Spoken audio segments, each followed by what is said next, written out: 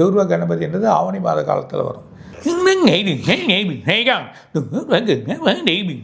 தூர்வான்றது எதிரிகளை நாசனம் பண்ணுறது, மனசு செயல் சுத்தமாக்குறது, வீட்டோட நிலைமையை காக்கிறது. பயங்கரமான கோபமாக வருது, சின்ன சின்ன விஷயத்துக்கெல்லாம் பயங்கர ஷார்ட் டெம்பர் ஆகிறேன், என்னோட கோபத்தை என்னாலேயே கண்ட்ரோல் பண்ண முடியல, எனக்கு தப்புன்னு தெரியுது ஆனாலும் என்னால் கண்ட்ரோல் பண்ண முடியல.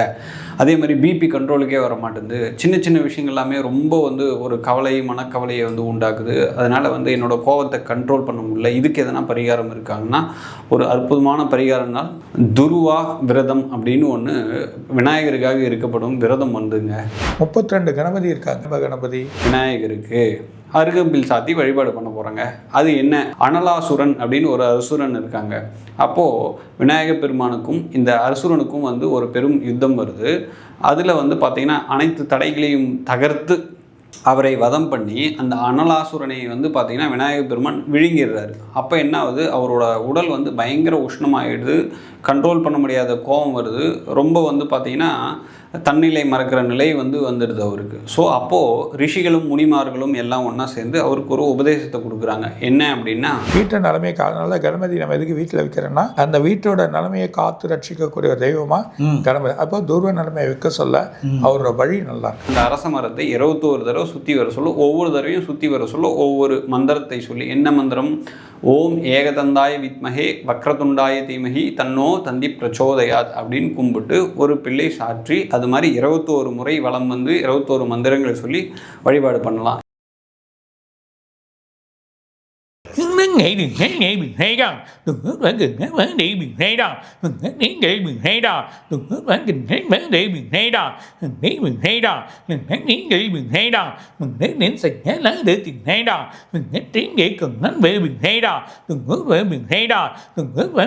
vấn đề đừng thế nén gửi mình thế đó, mình đã mắng để đừng có xảy đó, mình tránh mình thế đó, mình tránh nén gửi vấn đề mình thế đó, mình thế mình thế đó, mình tránh nén gửi mình thế đó, mình có vấn đề mình có để cần nó thế đó, mình tránh nén gửi mình thế đó, mình tránh nén chính nghe đừng thấy biết. தூர்வ Ganapathi என்றது ஆவணி மாத காலத்தில் வரும். அது இறைவனை துதி பண்ணி செயல் பண்ணுறது. தூர்வான்றது எதிரிகளை நாசனம் பண்ணுறது, மனசு செயல் சுத்தமாக்குறது, வீட்டோட நிலைமையை காக்கிறது. வீட்டோட நிலைமையை காரணனால கணபதி நம்ம எதுக்கு வீட்டில் வைக்கிறோன்னா அந்த வீட்டோட நிலைமையை காத்து ரட்சிக்கக்கூடிய தெய்வமாக கணபதி. அப்போ தூர்வ நிலைமையை வைக்க சொல்ல அவரோட வழி நல்லா இருக்கு. அதனால எதிரிகளோட தொல்லைகள் தோறதுக்கு அதுக்கு தனி பூஜைகள் பண்ணுறதோ இல்லை தூர்வ கணபதியை வழி பண்ணுறதோ நல்லது, நல்ல ஒரு பலன் கிடைக்கும். அது இல்லாமல் நிறைய இருக்குது. 32 கணபதி இருக்காங்க. ஏரம்ப கணபதி, நிறைய படிப்படியாக பார்த்தீங்கன்னா நிறைய கணபதிகள் இருக்கும். அதில் தூர்வ கணபதி. இந்த தூர்வ கணபதி ஆவணி மாதத்தோட செயலில் தான் இருக்கு. மேலும் ஒரு அற்புதமான பரிகாரத்தில் உங்களை சந்திப்பதில் பெரும் மகிழ்ச்சி அடைகின்றேங்க. லக்னத்தில் செவ்வாய் இருக்குதா, இல்லை லக்னத்தை செவ்வாய் பார்க்குதா, பயங்கரமான கோபமாக வருது, சின்ன சின்ன விஷயத்துக்கெல்லாம் பயங்கர ஷார்ட் டெம்பர் ஆகிறேன், என்னோடய கோபத்தை என்னாலேயே கண்ட்ரோல் பண்ண முடியல, எனக்கு தப்புன்னு தெரியுது ஆனாலும் என்னால் கண்ட்ரோல் பண்ண முடியல. அதே மாதிரி பிபி கண்ட்ரோலுக்கே வர மாட்டேங்குது, சின்ன சின்ன விஷயங்கள் எல்லாமே ரொம்ப ஒரு கவலை மனக்கவலையை உண்டாக்குது, அதனால் என்னோடய கோபத்தை கண்ட்ரோல் பண்ண முடியல. இதுக்கு எதனா பரிகாரம் இருக்காங்கன்னா ஒரு அற்புதமான பரிகாரம்னால் நம்மக்கிட்ட இருக்குங்க. அதாவது துருவா விரதம் அப்படின்னு ஒன்று விநாயகருக்காக இருக்கப்படும் விரதம் இருக்குது. இது பார்த்திங்கன்னா நம்ம சவுத்தில் விட நார்த்தில் ரொம்ப ஃபெமிலியராக இதை பயன்படுத்துகிறாங்க. அது நல்லா ஒரு பரிகார வெற்றியும் கொடுத்துட்ருக்குங்க. இப்போது நம்ம அதை பார்த்திங்கன்னா இப்போ ஆடி மாதம் இப்போ வருது பாருங்கள். ஸோ இது ஆகஸ்ட் 16ஆம் தேதி ஞாயிற்றுக்கிழமை, அதாவது சதுர்த்தி, வளர்பிறை சதுர்த்தியில் தாங்க இதுவும் நம்ம அதாவது நாக சதுர்த்தின்னு வந்துச்சு பாருங்கள், அதே நாள் தான் இதுவும் வருதுங்க. ஸோ இதற்கான வழிபாடு என்ன பண்ணலாம் அப்படின்ற மாதிரி நம்ம இப்போ பார்க்குறோங்க. முதல்ல இது ரொம்ப எளிமையான சிம்பிளான விநாயகர் வழிபாடு தாங்க, பெருசாலாம் ஒன்றும் கிடையாது.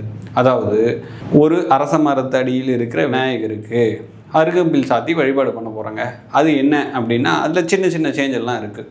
முதல் அதை தெரிஞ்சுக்கிறதுக்கு முன்னாடி இது எப்படி பலன் கொடுத்தது, இந்த முறை எப்படி வந்துச்சு அப்படின்றது பார்த்தீங்க அப்படின்னா, அனலாசுரன் அப்படின்னு ஒரு அசுரன் இருக்காங்க.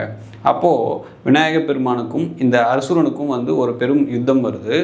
அதில் பார்த்திங்கன்னா அனைத்து தடைகளையும் தகர்த்து அவரை வதம் பண்ணி அந்த அனலாசுரனை வந்து பார்த்திங்கன்னா விநாயகர் பெருமான் விழுங்கிடுறாரு. அப்போ என்ன ஆகுது, அவரோட உடல் வந்து பயங்கர உஷ்ணமாகிடுது, கண்ட்ரோல் பண்ண முடியாத கோபம் வருது, ரொம்ப வந்து பார்த்திங்கன்னா தன்னிலை மறக்கிற நிலை வந்து வந்துடுது அவருக்கு. ஸோ அப்போது ரிஷிகளும் முனிமார்களும் எல்லாம் ஒன்றா சேர்ந்து அவருக்கு ஒரு உபதேசத்தை கொடுக்குறாங்க. என்ன அப்படின்னா, இது மாதிரி வந்து அருகம்பில், அதாவது 3 இதழ் கொண்ட அருகம்பில் இளம் பில்லாக இருக்கணும். அதாவது ஃப்ரெஷ்ஷாக துளிராக இருக்கிற அருகம்பில்லை வந்து பார்த்திங்கன்னா 21 பில் உன் தலையில் எடுத்து வச்சுக்கோ, உன்னுடைய கோபம் இந்த பிரச்சனையெல்லாம் உனக்கு சரியாக போகும் அப்படின்ற மாதிரி வந்து அவருக்கு அந்த உபதேசத்தை கொடுக்குறாங்க. அதன்படி அவரும் என்ன பண்ணுறாரு அப்படின்னா வந்து இதை செய்வதன் மூலமாக அவர் வந்து பழைய நிலைக்கு திரும்புகிறாரு.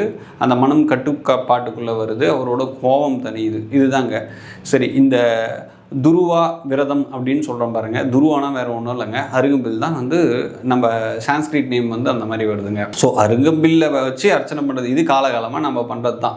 இது என்றைக்கு ஆரம்பிச்சிச்சுன்னா அதுதான் இந்த வதம் நடக்க சொல்ல தான் இந்த பரிகார முறை வந்து விநாயகருக்கு அருகம்பில் சாத்தி வழிபாடு பண்ணுவது என்பது ஆரம்பிக்குது.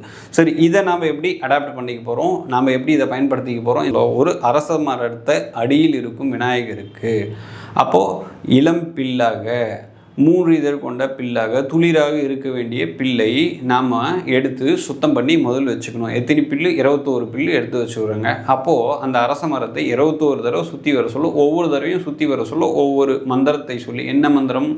ஓம் ஏகதந்தாய வித்மஹே வக்ரதுண்டாய தீமஹி தன்னோ தந்தி பிரச்சோதயாத் அப்படின்னு கும்பிட்டு ஒரு பிள்ளை சாற்றி அது மாதிரி 21 முறை வலம் வந்து 21 மந்திரங்களை சொல்லி வழிபாடு பண்ணலாம். இல்லைங்க எனக்கு மந்திரம்லாம் தெரியாது, ரொம்ப சிம்பிளுங்க. ஓம் கம் கணபதியே நமக அப்படின்னு சொல்லி 21 முறை ஒவ்வொரு தடவையும் சுற்றும்போது ஒரு பில் சாத்தி அர்ச்சனை பண்ணுவது, வழிபாடு பண்ணுவது என்பது நமக்கு அதீதமாக கோபம் வருவது. ஜாதகத்தில் செவ்வாய் வந்து பகவான் வந்து பார்த்திங்கன்னா லக்னத்தில் இருந்தாலோ லக்னத்தை பார்த்தாலோ ரொம்ப டக்குன்னு கோபம் வந்துடும் அவங்களுக்கெல்லாம். நியாயமான கோபமாக இருந்தாலும் கோபம் தானே. ஸோ அதை கண்ட்ரோலுக்கு எடுத்துகிட்டு வர்றதுக்கு இது ஒரு அற்புதமான பரிகாரமாக அமையுதுங்க.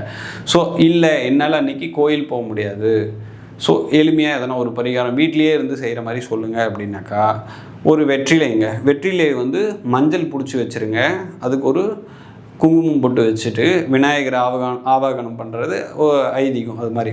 ஸோ அப்போது அவருக்கு வந்து பார்த்திங்கன்னா 21 முறை வந்து பார்த்திங்கன்னா ஓம் கம் கணபதியே நமக அப்படின்னு சொல்லி ஆவாகனம் பண்ணிவிட்டு அதுக்கப்புறமா அவருக்கு நெய்வேத்தியம் வந்து பார்த்திங்கன்னா ஒரு வெல்லமோ இல்லை குட்டியாக ஒரு வெல்லம் தண்ணி, அப்படி இல்லை அப்படின்னா ஒரு சின்னதாக நெய்வேத்தியம் எதுனா பாயாசம் இது மாதிரி எதுனா பண்ண முடியும்னா அதை வச்சு, இல்லை விநாயகர் ஃபோட்டோ பின்னாடி இருக்கிற மாதிரி அந்த மஞ்சள் பிடித்த பிள்ளையார் வந்து அந்த வெற்றிலையில் வந்து பிடிச்சு வச்சு அவருக்கு இந்த அதாவது 3 இதழ் கொண்ட இளம் அருகம்பில்லை சுத்தம் செய்த பிறகு அவருக்கு 21 தடவை சாத்தி நம்ம அர்ச்சனை பண்ணுவது என்பது நம்ம எளிமையாக வீட்டிலேருந்தே எடுத்துக்க வேண்டிய பரிகாரம்.